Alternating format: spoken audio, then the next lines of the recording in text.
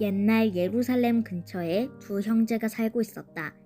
형은 아파낫이이고 동생은 이호안이었다.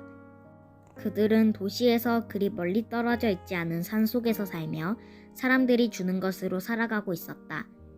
형제는 날마다 일을 하였다. 그들은 자기네의 일이 아니라 가난한 사람들의 일을 하고 있었다.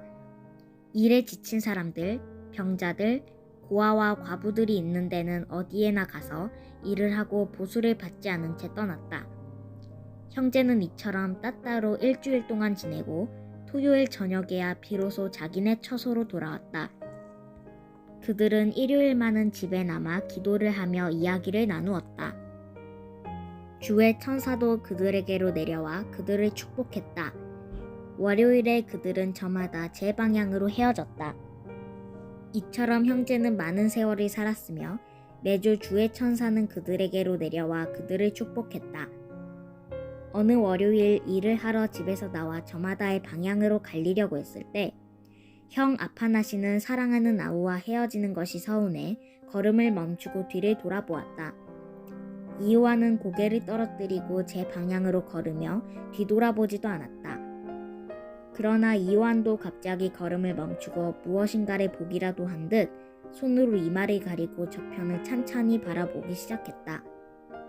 이윽고 그는 바라보던 쪽으로 다가가더니 한켠으로 훌쩍 뛰어 물러나 뒤돌아보지도 않고 산기슭으로 뛰어갔다.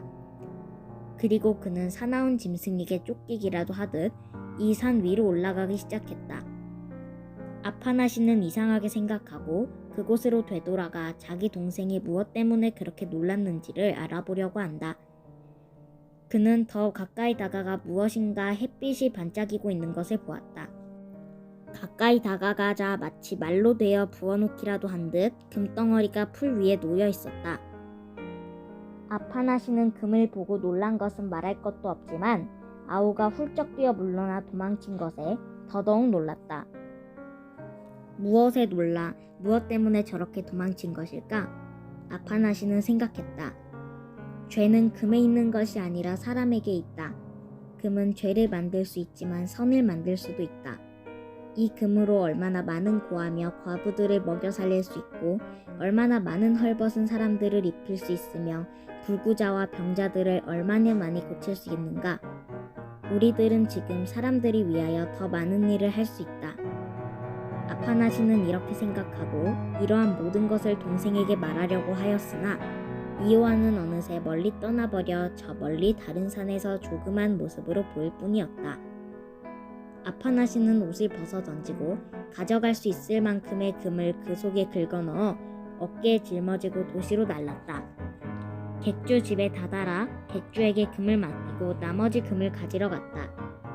금을 다 날라오자 장사치한테 가서 도시의 땅을 사고 돌과 목재를 사며 일꾼을 부려 집을 세 채 짓기 시작했다. 아파낫이는 도시에서 3달 동안 지내며 도시의 집을 세 채 지었다. 한 채는 과부와 고아들을 위한 양호시설, 한 채는 병자와 불구자들을 위한 요양시설, 한 채는 불황자와 거지들을 위한 수용시설이었다. 그리고 아파낫이는 믿음이 깊은 늙은이를 세 사람 찾아내어 한 사람은 양호시설, 한 사람은 요양시설, 한 사람은 수용시설의 감독으로 앉혔다. 그리고 아파낫이에게는 또 금화가 3,000잎이나 남았다. 그는 각각의 늙은이에게 1,000잎씩의 금화를 맡겨 가난한 사람들에게 나누어 주도록 하였다. 세 채의 집은 모두 사람들로 차게 되었다. 그리고 사람들은 아파낫이가 한 모든 행동에 대하여 칭찬하였다. 아파낫이는 그것이 기뻐서 도시를 떠나고 싶지 않았다. 그러나 아파낫이는 자기 동생을 사랑하고 있었던 터라 사람들과 작별을 하고 한 푼의 금화도 갖지 않고 예전의 낡은 옷을 그대로 입은 채 자기의 살림집으로 떠났다. 아파낫이는 그 산으로 다가가면서 생각하였다. 동생은 금으로부터 도망쳤는데 그것은 옳은 판단이 아니다. 내가 한 짓이 더 옳은 것이 아니었을까? 아파낫이가 이렇게 막 생각하고 있자 벼랑간 언제나 형제를 축복하였던 천사가 그가 가는 길에 나타나 그를 무섭게 노려보고 있는 것이 보였다. 아파낫이는 멍하니 정신을 잃고 그저 이렇게 말했을 뿐이다. 아니 왜 그러십니까? 천사는 입을 열고 말했다. 여기에서 돌아가거라. 너는 네 동생과 함께 사는데 어울리지 않는다. 네 동생의 한 번의 뜀질은 네가 그 황금으로 행한 모든 행동보다 한결 더 값지다. 그는 얼마나 많은 가난뱅이와 불황자들을 먹여 살렸는지, 얼마나 많은 고아들을 보살펴 주었는지를 이야기했다. 그러자 천사는 말했다.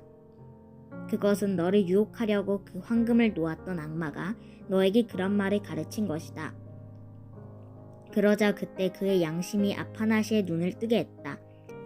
그는 자기가 한 행동이 선을 위하여 행한 것이 아님을 깨닫고 울음을 터뜨리며 뉘우치기 시작했다. 그때 천사는 길을 비키며 그에게 이오한이 형을 기다리면서 벌써 서 있던 길을 터주었다.